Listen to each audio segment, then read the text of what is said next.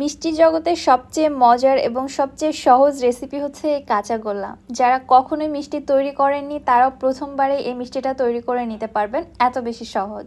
আসসালামু আলাইকুম everyone, welcome back to my channel. আর সবচেয়ে মজার বিষয় হচ্ছে এই মিষ্টিটা তৈরি করতে একদমই বেশি উপকরণ লাগে না, কোনো প্রকার ঝামেলা নেই, অল্প উপকরণে মাত্র কয়েক মিনিটেই তৈরি করে নেওয়া যায়। চলুন কথা না বাড়িয়ে রেসিপিটি দেখে আসি। বিসমিল্লাহ।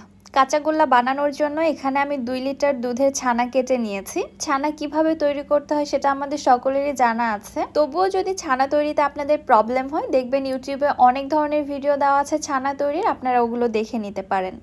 2 লিটার দুধ চুলাতে খুব ভালোভাবে ফুটিয়ে নেওয়ার পরে চুলাটা অফ করে দিয়ে 2 টেবিল চামচ ভিনেগারের সাথে 2 টেবিল চামচ পানি মিক্স করে অল্প অল্প করে দুধের মধ্যে অ্যাড করে দিয়ে আমি ছানাটা তৈরি করে নিয়েছি। ছানা তৈরি হওয়ার পরে একটি স্ট্রেনারে রেখে দিয়েছিলাম এক্সট্রা পানিটা ঝরে যাওয়ার জন্য। যখন সম্পূর্ণ পানি ঝরে গিয়েছে তারপরেই কিন্তু আমি মিষ্টিটা তৈরি করছি। ছানাগুলোকে আমি হাতের সাহায্যে কয়েক মিনিট একটু মুথে নিলাম, খুব বেশি মুথে নিয়ে একেবারে সফট করার প্রয়োজন নেই। কিছুক্ষণ মুথে নেওয়ার মধ্যেই দেখতে পারবেন ছানাগুলো কিছুটা এরকম দলা বাঁধার মতো হয়ে এসেছে, ঠিক ওই পর্যায়ে বুঝতে হবে মুথে নেওয়া হয়ে গেছে। এবারে ছানাগুলোকে আমি সমান 2 ভাগে ভাগ করে নিচ্ছি। একটি ভাগ এক সাইডে রেখে দিচ্ছি এবং বাকি যে অর্ধেকটা এখানে রয়েছে সেটা হাতের সাহায্যে খুব ভালোভাবে মুথে নিতে হবে। এখন যতটা সম্ভব এই ছানাগুলোকে মুথে একদম সফট করে নিতে হবে।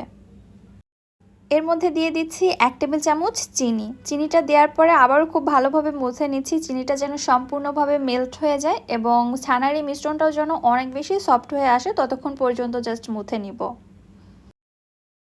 প্রায় 3 মিনিট মতো সময় লেগেছে। এর মধ্যে দেখতে পাচ্ছেন ছানাটা আগের তুলনায় অনেক বেশি সফট হয়ে এসেছে এবং এটা কিন্তু পুরোই দলা বেঁধে নেওয়া যাচ্ছে। এমন দলা বেঁধে আসলেই বুঝতে হবে মুথে নেওয়া হয়ে গেছে। এবারে চলে যাচ্ছি চুলাতে মিষ্টিগুলো তৈরি করার জন্য। যে ছানাটা আমি খুব ভালোভাবে মুথে নিলাম ওইটা আমি প্যানের মধ্যে দিয়ে দিচ্ছি। এবারে নেড়ে চেড়ে ছানাটাকে আমি কিছুক্ষণ রান্না করে নিচ্ছি।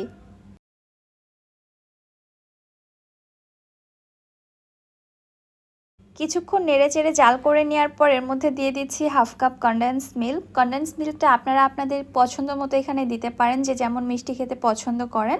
আমার কাছে হাফ কাপ কনডেন্স মিল্কই এনাফ মনে হয়েছে, এর থেকে কমও না বেশিও না। অবশ্যই আপনারা আপনাদের টেস্ট অনুযায়ী কমিয়ে বাড়িয়ে দিতে পারবেন। কনডেন্স মিল্কটা দেওয়ার পরে ভালোভাবে নেড়েচেড়ে মিশিয়ে নিচ্ছি। এই পর্যায়ে কিন্তু মিশ্রণটা অনেক বেশি পাতলা হয়ে আসবে, তবে ভয় পাবার কিছুই নেই। জাস্ট 3-4 মিনিট নাড়াচাড়া করে নিতে নিতে মিশ্রণটা কিন্তু দলা বেঁধে আসবে। 1/4 টিস্পুন দিচ্ছি এলাচের গুঁড়া, এতে করে মিষ্টির মধ্যে খুবই সুন্দর একটা ফ্লেভার পাওয়া যায়, আমার কাছে ভালো লাগে। আপনারা চাইলে দিতে পারেন, আবার চাইলে স্কিপও করতে পারেন। ভালোভাবে নেড়েচেড়ে মিশিয়ে নিচ্ছি।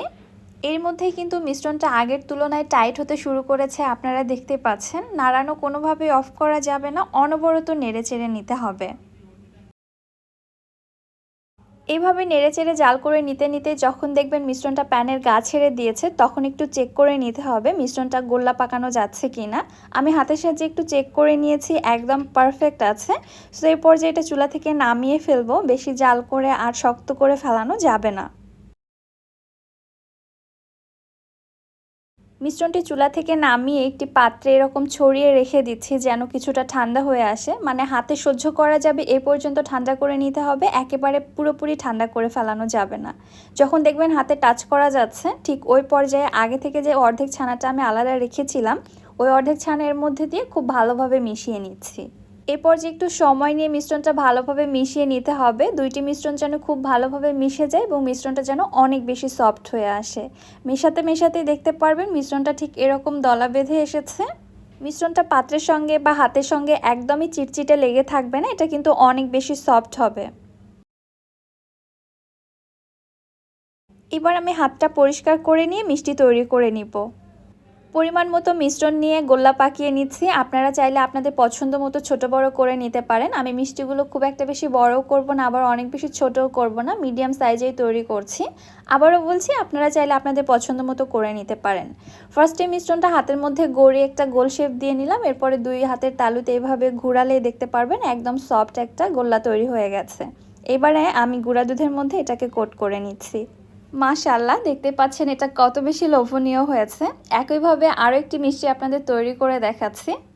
দেখতেই পেলেন কাঁচাগোল্লা তৈরি করা কত বেশি সহজ। হুটহাট মিষ্টি কিছু খেতে ইচ্ছে করলে এর থেকে সহজ রেসিপি আমার মনে হয় না আর কিছু হতে পারে। এটা যে এত বেশি লোভনীয়, গুঁড়া দুধের মধ্যে কোট করার পরে জাস্ট অসাধারণ একটা লুকস দেয়। শুধু যে দেখতে সুন্দর তা কিন্তু না, খেতেও কিন্তু মাশাআল্লাহ অনেক বেশি মজার হয় কাঁচাগোল্লাটা। উপরে সামান্য একটু পেস্তা বাদাম কুচি দিয়ে আমি সাজিয়ে নিচ্ছি। আপনারা আপনাদের ইচ্ছে মতো ডেকোরেশনটা করে নিতে পারেন। কাঁচাগোল্লার টেক্সচার এবং মিষ্টির ব্যালেন্সটা এত বেশি পারফেক্ট হয়েছে মাশাআল্লাহ। এই রেসিপি ফলো করে মিষ্টি বানালে কেউই আসলে অপছন্দ করবে না। একটা খেয়ে তো মন ভরবেই না, একটা খাওয়ার পরে শুধু আপনি খেতেই থাকবেন। আশা করছি রেসিপি আপনাদের কাছে ভালো লেগেছে। ভিডিও কেমন লাগলো অবশ্যই আমাকে কমেন্ট করে জানাতে ভুলবেন না। ভিডিও ভালো লাগলে যারা আমার ইউটিউব চ্যানেল থেকে ভিডিওটি দেখছেন চ্যানেলটি সাবস্ক্রাইব করে দিবেন, এবং যারা ফেসবুক পেজ থেকে দেখছেন পেজটিতে একটি ফলো দিয়ে দিবেন। বিদায় নিচ্ছি, আল্লাহ হাফেজ।